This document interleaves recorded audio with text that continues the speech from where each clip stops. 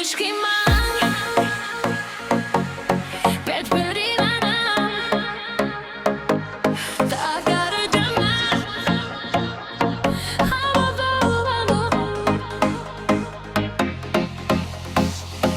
شب آرام آسمان پر از ستاره، شهر خاموش تنها صدای دل، قدم و آید بگروش من نزدیک، پر نفست مثل آهنگ گل، در چشمانت هزار قصه است، هزار آرزو هزار سوال. من گم شدم در یک نگاه، گلوی یافتم تمام جهان.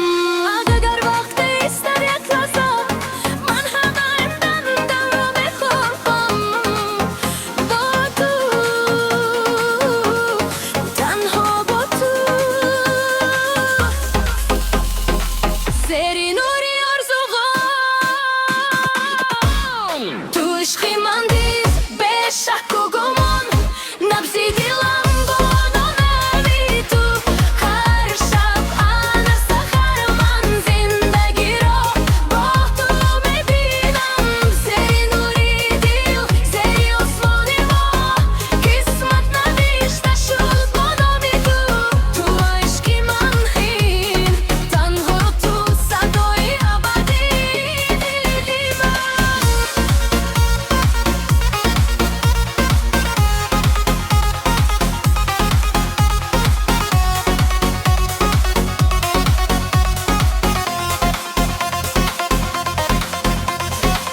وقتی میخندی وقتم میآید، سردی دنیا گم میشد، هر سخنت مثل دعا بر روحم آرامی میبخشد.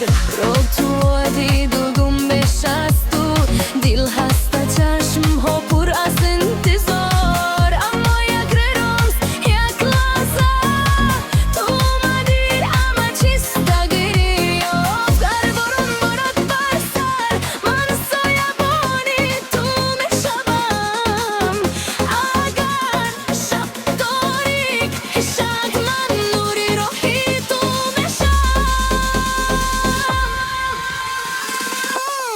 تو عشقی من دید به شک و گمان، نبضی دلم با نامی تو. هر شب هر سحر من زندگی را با تو میبینم، زیر نوری دل زیر آسمان ما، قسمت نوشته شد با نامی تو.